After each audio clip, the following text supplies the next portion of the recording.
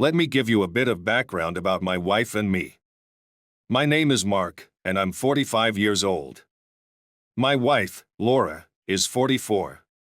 We've been married for 23 years. We have a daughter, Emily, who's finishing up her last semester of college.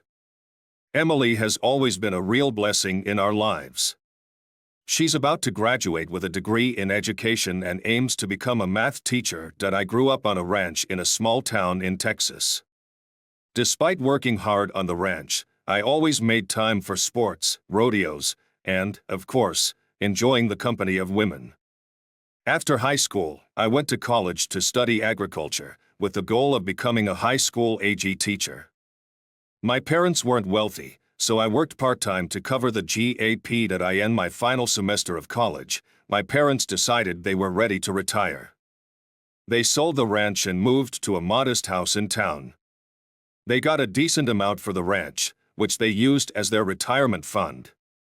Tragically, on their way home from my graduation, they were killed in a car accident, a single-vehicle rollover caused by a blowout.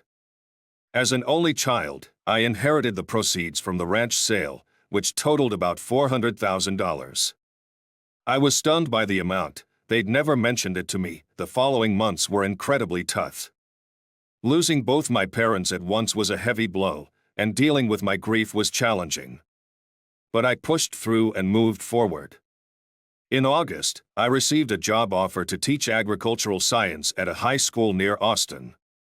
Eager to start teaching, I seized the opportunity and used part of my inheritance to buy a 25-acre ranch just outside of town. I built a modern log cabin, a horse barn, and a training ring for horses. I also invested in some cattle. I wasn't actively looking for a wife, but I was open to the idea of finding someone to share my life with and maybe start a family. About a month after school began, I met Laura. My mentor teacher thought we might hit it off and set us up on a date.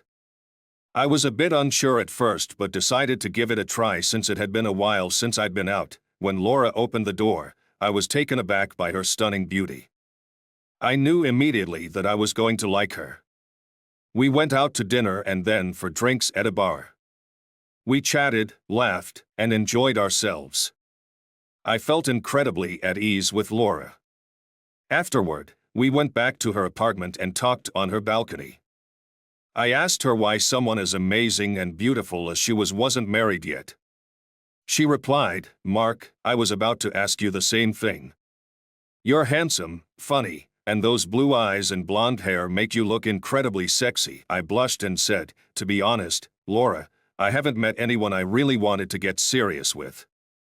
Most of the women I dated were too eccentric or unreliable. There's something about you that feels different." Laura smiled and said, "Well, I feel the same way. Most of the guys I've dated have been either idiots or sleazebags. I've never met anyone I wanted to get serious with until tonight." I looked at her, and we shared a kiss. It wasn't a wild French kiss, but a soft, tender one. We kissed for a few minutes, and then I said, "Laura, I want to see you again. We don't need to rush into anything, but I'd like to see where this goes. I want to really get to know you before we, well, you know." Laura replied, "Mark, you're one of the sweetest men I've ever met. You're such a gentleman. Most guys would already be trying to get their hands on me." I laughed and said, "I'd be lying if I said that thought didn't cross my mind. You're beautiful and very sexy, but I respect you, even though we just met. I want to build something meaningful, not just a one-night stand." She kissed me again and said, "Me too, Mark. You're unique, and I'm excited to get to know you better." Laura came from a family with limited financial resources. They couldn't afford to send her to college, so she attended a vocational school for administrative secretarial training. She had been working for a successful small business in Austin for a few years. Over the following months, Laura and I grew incredibly close and fell deeply in love. About 4 weeks after our first date, we had our first intimate encounter, actually, a passionate romp in the front seat of my truck. We had just seen a movie with several steamy scenes, and we were both eager by the time we got to the truck. Inside, we kissed passionately, and things heated up quickly. The truck rocked, and I'm pretty sure the windows fogged up. We both experienced an intense climax simultaneously. Laura was incredibly passionate and quite vocal. That night, we went back to my house and spent hours making love. It was a night full of passion, and we both fell deeply in love with each other. As the months passed, we became inseparable. Laura moved in with me in March, and we got married on June 1st. A little over a year later, we welcomed Emily into our lives. The next 23 years were pretty incredible. We had a great family life, and I felt like we were living comfortably, though not extravagantly. Laura and I enjoyed a fulfilling sex life. Our passion for each other never seemed to wane. Admittedly, in the last 5 or 6 months, things had slowed down a bit, but I thought the passion was still there, or so I hoped. Here's where things stand now. About 6 months ago, Laura landed a new job as the executive secretary to the CEO and owner of BRB Enterprises. Her boss, David Thompson, owned a successful company that manufactured high-end electronics for the U.S. government. He was quite wealthy, so the business seemed to be doing very well. Laura was excited about her new role and often talked about Dave. I started feeling a twinge of jealousy, but that changed when I met him. David was 58, balding, and overweight, nothing compared to my own physique. When I mentioned my concerns to Laura, she laughed and reassured me that no one could compare to me. She would always compliment my size and passion in bed. That I figured I had nothing to worry about and didn't think much of it until Laura started taking business trips with Dave. They would be away for 2 or 3 days at a time. When I asked her about these trips, she brushed it off, saying it was just part of her job, and that she had her own hotel room. I remained slightly uneasy but chose not to press the issue since she hadn't given me any reason to doubt her. That brings us to that fateful Friday. I had just returned from school and went straight to the barn. After about an hour, Laura pulled up. She got out of her car and headed toward the house. I called out, "Hey, baby, I'm almost done here. I'll be inside soon to make us some steaks for dinner." "I missed you." Laura had been away for the past 3 days on another trip with her boss. She glanced in my direction but only nodded before walking into the house. That I went inside, grabbed a beer from the fridge, and asked, "Hey, do you want a beer or a glass of wine?" She replied, "A glass of wine would be nice," but kept her eyes on the floor. She hadn't looked at me yet. I brought her the wine and set the bottle next to her. When she finally looked up, I could see something was clearly bothering her. I gave her a hug and a kiss, then asked, "What's wrong? You look upset. Did something happen on your trip?" Laura downed her wine in one gulp and then poured herself more. She took a smaller sip and said, "Mark, I need to tell you something serious. Let me say everything I need to before you say anything or I'll lose my nerve." "All right, baby, go ahead," I said, trying to stay calm, though inside I was a whirlwind of emotions. She finished her wine and then said something I never imagined hearing. "Mark, I want you to know that I love you with all my heart.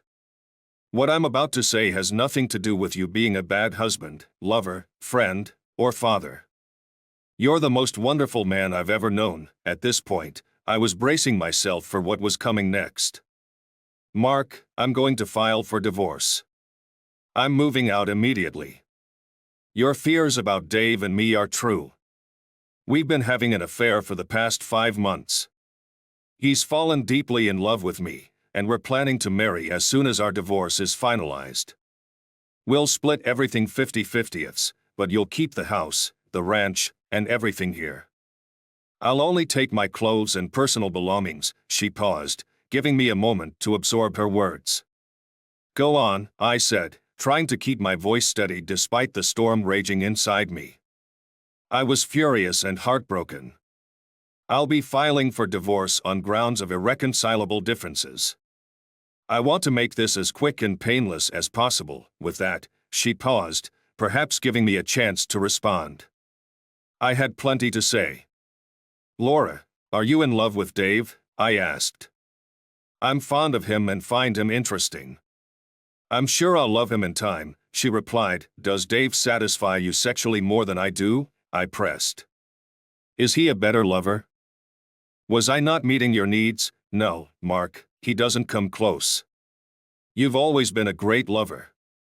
I've always been satisfied with you, Laura said. Have I treated you badly? Are you unhappy with me? I don't understand why you're doing this.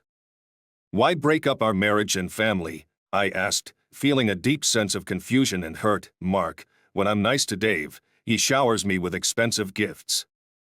He loves me so much and shows his appreciation in grand ways. He's promised me an easy life, no more working, fancy cars, world travel, designer clothes, and dining at upscale restaurants. So this is about money. You're trading me in for a richer man? Laura started crying and said, Mark, I'm not a prostitute. I'm really sorry to hurt you like this, but I can't pass up this chance to be a wealthy man's wife. Laura, you're breaking my heart. Do you have any idea what this does to me? I've worked tirelessly for 23 years to give you everything I could, not just material things but my love, affection, friendship, and my very soul. I'm sorry I couldn't make you truly happy. I'm sorry for that disappointment. I need to be alone now, I said. I'm going to the barn while you pack. I could see she was feeling guilty, though it seems she was more focused on her newfound wealth than the pain she was causing. I sat in the barn on a bale of hay and, for the first time, broke down completely. I'd never cried before. My father always told me men don't cry. I didn't even cry at my parents' funeral. But now, I sobbed uncontrollably, questioning what I could have done differently and whether this was my fault. Laura eventually came into the barn, saw me crying, and said, Oh my God, what have I done? Mark, you never cry. Have I hurt you this much? I'm so sorry. I never meant to cause you this pain. Well, Laura, let's see, I said, my voice trembling with a mix of sadness and resolve. You come home and, out of nowhere, announce that you're tearing apart our marriage, breaking up our family, moving out, and filing for divorce. Oh, and by the way, you've been sleeping with another man for the last 5 months. And all of this is because I didn't make enough money. To top it off, you tell me you still love me, but apparently, love doesn't mean much to you anymore. Mark, I have to leave. Dave and I are flying to Paris early tomorrow morning. We'll be there for a few days. When I get back, I'll start the divorce proceedings so we can get it over with quickly, she said. I see you're rushing to throw away 23 years together. Have you considered what Emily will think? I'm calling her tonight. She'll understand, Laura replied. Dave has promised to buy her a new Mercedes and pay off her college loans. He said he'd cover the ones you took out too. No thanks, Laura. I can handle the loans myself. And I have a feeling Emily might not be so easily bought off, I said. She gave me a strange look but didn't respond. You should get going, Laura, I said firmly. But I want you to know, once you walk out that door, it's over. I will never take you back. This is a disaster waiting to happen, so don't come running back to me. And be sure to give your sugar daddy a good blowjob tonight. Maybe he'll take you shopping in Paris. Laura seemed to really consider what I'd just said. For a moment, I thought she might reconsider, but then she said, Goodbye, Mark. I love you, and I'll miss you. She turned and walked out the door. I softly responded, I love you too, Laura. I sat down and cried again, letting the grief wash over me. Eventually, I pulled myself together and told myself, Okay, Mark, it's time to move on. I glanced at my 2 horses and said, Well, ladies, I guess you're the only females left around here. I know I can count on you to stay loyal. I walked over and patted them on the mane. They both nodded and gave me a gentle nudge that I went into the empty house and grabbed another beer. It was a little over an hour later when Emily called. Dad? Are you okay? I just talked to Mom. Has she lost her mind? What's she thinking? She found herself a sugar daddy and thinks his money will make her happy, I said. I guess I couldn't give her everything she wanted in life. That's ridiculous, Dad, Emily said. She thinks that old creep's money will make her life complete. She tried to convince me he'd be a great stepdad and that he'd buy me a new car and pay off my college loans. I told her she could take that car and shove it up his ass. I laughed despite myself, grateful my daughter saw through the situation. I reassured her that I would get through this. We talked for a while, and she made me feel better. She made me promise to call her whenever I needed to talk and assured me she supported me completely and wanted nothing to do with Dave. After a few more beers, I fell asleep on the couch. I had a restless night, waking up several times from horrible dreams. One dream took me to the mall, where I walked into the women's dressing room and saw Laura giving Dave a blowjob. She looked up, laughed, and kept going, even though, in the dream, his anatomy was absurdly small. The next morning, my old college roommate called. "Hey, roomie," Tom said. We had kept in touch over the years. Tom worked for the FBI in their fraud division. He was the best man at my wedding and one of my closest friends. It had been a couple of months since we last talked. "Hey, Tom. How's it going?" I asked. "Pretty good. How about you, Mark?" "Not so great, Tom. Laura left me yesterday and wants a divorce. That's actually why I'm calling," Tom said. "I'm in town and need to see you right away. I can be there pretty quickly if that's okay." "What's this about, Tom? How did you know Laura left me?" "Well, I didn't know specifically, but I have some important information to share with you. I think you'll be very interested." "All right, I'll see you soon." What could Tom possibly know about this? I wondered, feeling like this situation was getting increasingly strange. Revenge hadn't crossed my mind yet, but I had a feeling it might be coming. Tom arrived about 30 minutes later. I made him a cup of coffee, and we sat on the back deck. It was a beautiful, peaceful morning. Tom commented on how nice everything looked and then expressed his sympathy for how my marriage was ending. That I explained everything to him, and he didn't seem surprised. "Tom, you seem like you already knew about Laura and Dave." "Mark, what I'm about to tell you is between us. I shouldn't be sharing this, but as your friend, I feel obligated. This conversation stays between us, and you can't tell anyone." "Sure, Tom. It sounds like this is more serious than just a wife leaving her husband," I said. "It is, Mark. It's also official business for me. I'm involved in an operation concerning David Thompson. We suspect he's been involved in fraud related to his government contracts. We believe he's cheated the U.S. government out of millions of dollars. If that's true, he's in for a world of trouble. We've been undercover gathering evidence on him for months, and I think we'll have enough to take him down soon." "Wow, Tom. This is amazing. I've had it with that asshole. I would give anything to see Dave destroyed. It would serve Laura right, too. How could she be so foolish? She left you for that jerk, and now, because Laura is his executive secretary, she's become a person of interest in this investigation." "Holy shit, Tom, is Laura involved in this fraud?" I asked. "We don't think so.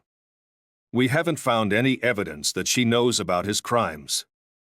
But she will be involved when everything comes to light. She's in for a rude awakening," Tom said. "Laura believes she's scoring a very rich new husband and that everything will be perfect. During our surveillance, we discovered her affair with Dave. I was waiting until I had all the proof before telling you, Mark. I suppose her greed led her to betray you like this." Tom pulled a large envelope from his briefcase and handed it to me. "Here's plenty of evidence of their affair if you want to use it in your divorce.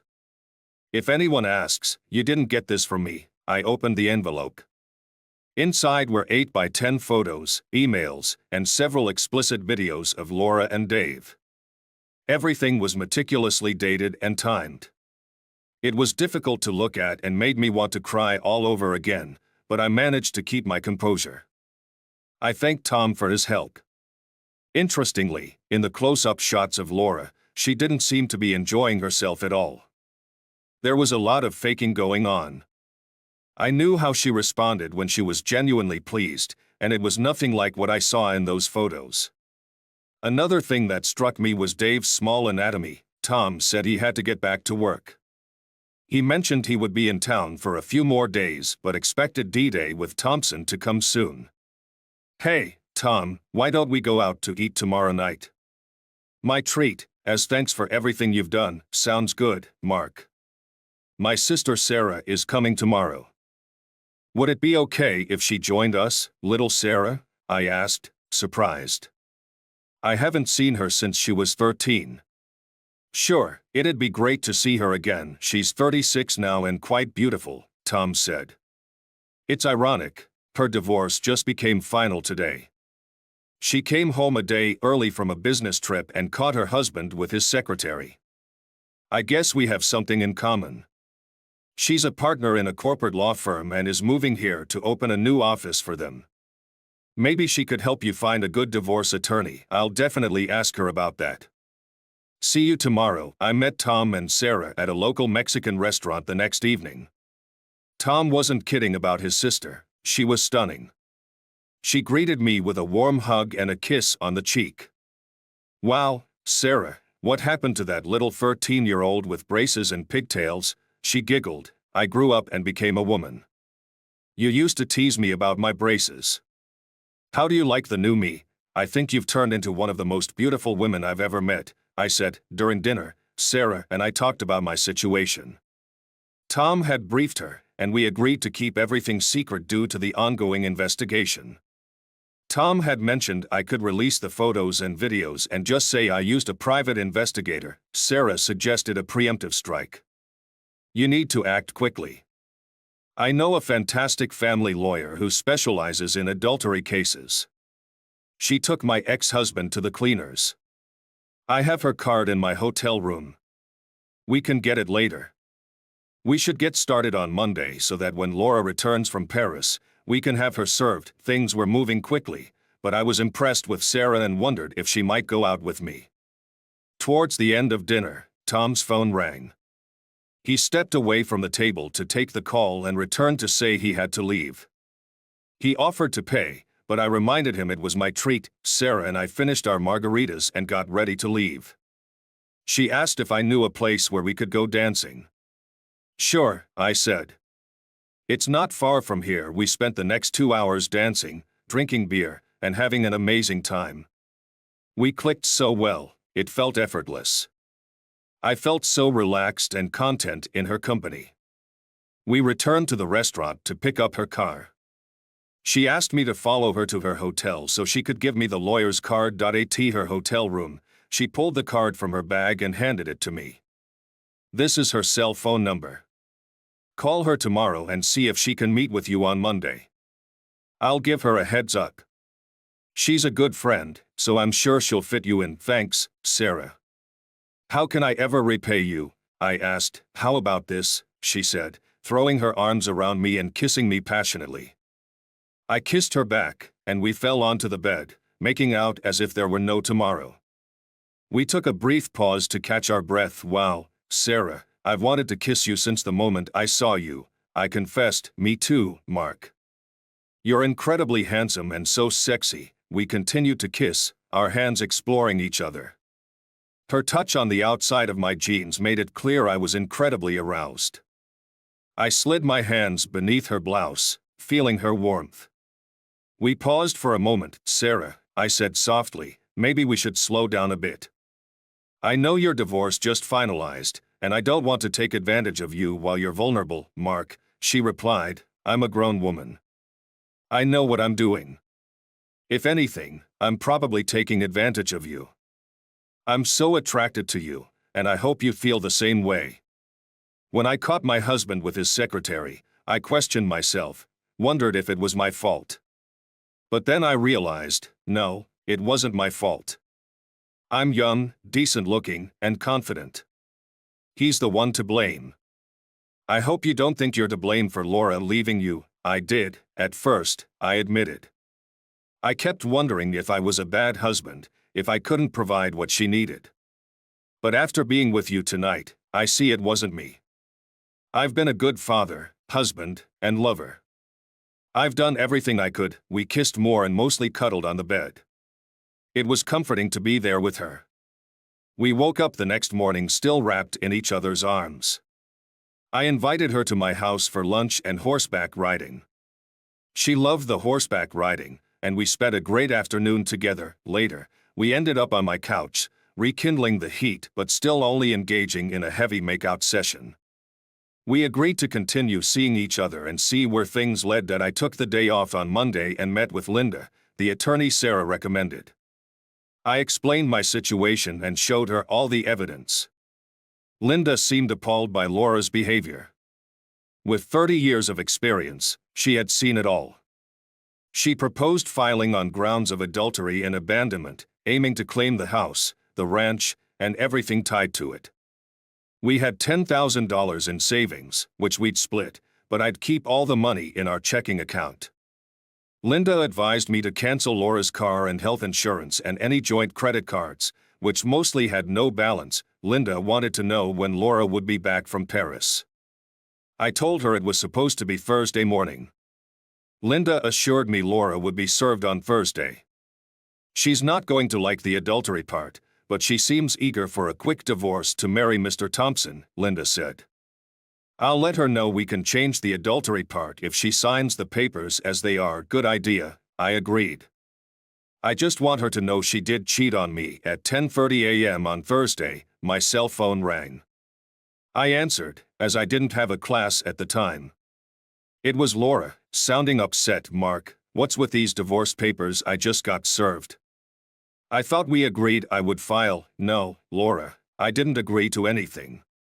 I'm just trying to give you what you want as quickly as possible. What's with the adultery and abandonment? She demanded. I thought we agreed on irreconcilable differences. Laura, I never agreed to anything. Based on what you said, I think you can accept this settlement. You'll soon be a rich man's wife. I'll change the adultery and abandonment to irreconcilable differences if you sign the settlement as is. Send me the revised copy, and I'll have Dave's lawyer look at it. If he says okay, then I'll sign. I called Linda and updated her on the conversation with Laura. As Linda predicted, she already had the revised papers ready. I know Dave's lawyer. He's a corporate attorney with no experience in divorce. He'll probably dismiss it and tell Laura to sign, Linda said. Sure enough, Linda was right. Laura signed the papers, and they were back in Linda's office by Friday afternoon. I stopped by on my way home from work and signed the documents. The divorce would be final in 60 days. I called Sarah, and we agreed to meet for dinner near her new office. We enjoyed a pleasant meal and talked for about 2 hours. She could tell I needed to talk, and I did. We decided to save the big night out for Saturday and keep it low-key for now. Later that night, Laura called. Hi, honey, she said. I just wanted to check if you're okay. I no longer want you using endearments with me, I replied. I'll survive, Laura. You hurt me badly, but it doesn't matter now. You've got what you wanted, and I apparently wasn't what you wanted anymore. Mark, I'm so sorry. I didn't mean to hurt you. I still love you very much, and I'll miss you terribly. Yeah, whatever, Laura. I guess you saw in the settlement that I'll be canceling your car and health insurance. I'll be waiting until next Friday to sort things out. Don't worry, Dave will handle everything. I wasn't concerned, I just wanted to keep you informed. Well, I suppose this is where we say goodbye, Mark. Please don't think badly of me for doing this. It was something I had to do. I do still love you, Mark. At that moment, I could feel myself getting emotional. I knew Laura could see it. My final words were, goodbye, Laura. I hope you have a good life with your new partner. I ended the call before she had a chance to respond. It was time for me to move on, and I had plans for Sarah to be a significant part of my new life. Sarah showed up at my house on Saturday evening at 6. She looked stunning, both beautiful and incredibly attractive. Let me paint a picture for you. She stands around 5 feet 9 inches tall, with long blonde hair, shapely legs, and the most perfect backside I've ever seen. If there's ever been a goddess in my eyes, it was her. Her full, shapely lips are something I always loved to kiss. She wore a charming little red dress that accentuated her figure perfectly, short and revealing some cleavage. I could feel myself straining against my jeans. We enjoyed a lovely dinner on my deck, which overlooked the ranch, and there was plenty of wine. We ate, drank, flirted, and chatted for about 2 hours. Then, she looked at me and said, "Cowboy, if you don't take me to bed soon, I'm going to explode." I scooped her up in my arms and carried her to my bedroom. It didn't take long to shed our clothes and start savoring each other's company. In the weeks that followed, Sarah and I spent a great deal of time together. I asked her to move in, but she preferred to wait until my divorce was finalized. Nevertheless, she spent many nights with me. About 5 days before my divorce was officially over, Tom called with some news. He said they were almost ready to take down Thompson and his business. Everything he owned would be seized. They had gathered plenty of solid evidence and had numerous witnesses against him. He'd be facing a long prison sentence. "What about Laura?" I asked. "She'll be questioned, but it seems she's clean. However, she'll lose her wealthy benefactor. By the time we're finished, he'll be left with nothing. She's going to have a rough time, Mark." "Well, that's her problem," I replied. Tom then told me, "I want you to know my sister is incredibly happy with you. She was in such a bad place after her divorce. Do you think there's a chance you might become my brother-in-law someday?" I said, "I hope so, Tom. It really depends on whether she wants that. I will say, though, I've fallen in love with your sister. She loves you too, Mark. I'll let you know when we make our move on Thompson." You might get a call from Laura. It was Friday, and I was eagerly anticipating my weekend with Sarah. It was also the day my marriage to Laura officially ended. As I was heading home from work, I stopped by a convenience store to pick up some beer for the weekend. What happened next could be seen as fate, luck, or justice. It was certainly unusual. Laura called me, asking to meet. I agreed to lunch with her. I invited Sarah, but she sensed what it was about and chose to stay away. She trusted me to handle it. I had taken the whole week off from work, planning to resign as soon as a replacement was found. We were also busy moving Sarah in with me. Laura and I met at a nice downtown restaurant I had chosen. I was taken aback by her appearance. She had put on some weight and didn't look well. The recent events had clearly taken their toll. Her name had been in the news, and there were even reports of her being involved with Thompson. I noticed people staring and pointing as she entered. We chose a secluded outdoor table to have some privacy. We started with small talk, but it didn't take long before she began to cry. "Mark, leaving you was the biggest mistake of my life. It wasn't just because Dave got arrested. I realized it a few weeks after moving in with him. At first, it was fun, but the novelty wore off quickly. I grew unhappy and felt nauseated every time I had to be with him. I didn't expect this outcome. I thought money was everything when I left you," Laura continued. "I started feeling immense guilt over what I did to you and Emily. Emily barely speaks to me now. You didn't deserve that, Mark. You were a good husband and provider. I had everything I needed, I just didn't appreciate it." "Thank you, Laura. I appreciate your words, but you acted as you did because you weren't truly happy with me," I said. "I was happy with you, Mark. I let that old man influence me. I let him seduce me and convince me to leave you for him and his wealth. The night before his arrest, he forced me to do things I never wanted to. He's a disgusting, perverted old man. I hope he rots in prison." I wanted to laugh at her description but managed to hold it in. "Where is this going, Laura? What do you want from me?" She looked up with tear-filled eyes and said, "Please take me back, Mark. I love you and miss you terribly. I miss our home, the ranch, the horses, and everything we did together. I'll do anything to make it up to you, Laura. Do you really miss me, or is it because you're out of money, homeless, and jobless?" I asked. "I'm completely broke, Mark, with nowhere to go, but I do miss you so much. I want things to go back to how they were, Laura. I told you when you walked out that there would be no turning back, and that your departure was final." "I know, Mark, but I need you desperately.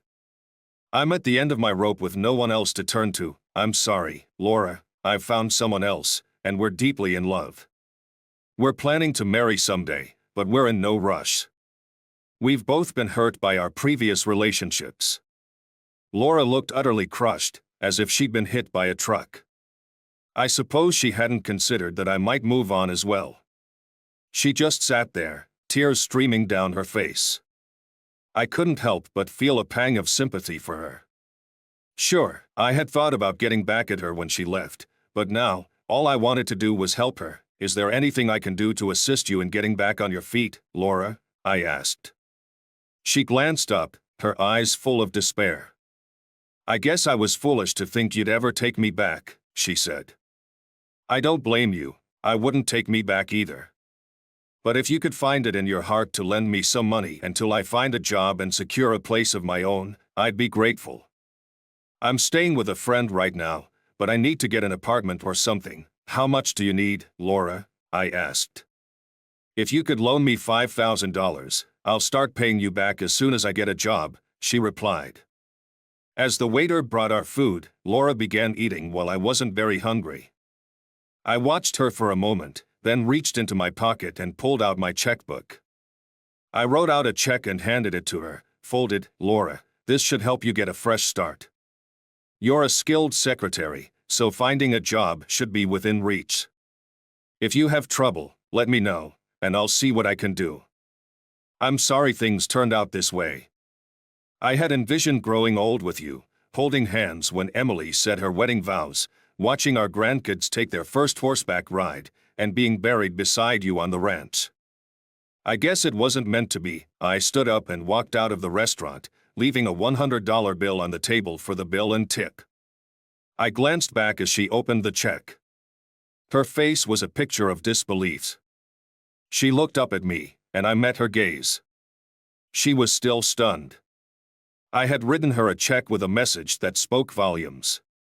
I smiled to myself and walked away. She watched me from the restaurant as I got into my car. Sarah moved in with me, and we got married the following spring. Tom was my best man, and Emily was the maid of honor. They had become great friends. We had a Vegas wedding at Caesar's Palace, inviting a few friends and family to join us. The reception was held in our honeymoon suite, and everyone had a blast. I ended up winning over $200,000 on a progressive slot machine. It seems I have a knack for accumulating money through gambling. Laura wasn't invited to the wedding, but she saw the announcement in the local paper. Laura did manage to find a job and a place to live, though she never repaid the money I lent her, which I didn't expect. I hear she's now dating a high school English teacher. I hope it works out for her. Meanwhile, Dave Thompson was tried and convicted of federal crimes. Everything he owned was seized to compensate for the money he defrauded from the government. He'll be spending a very long time in federal prison. Hey, maybe he'll find someone else who can give him what he deserves.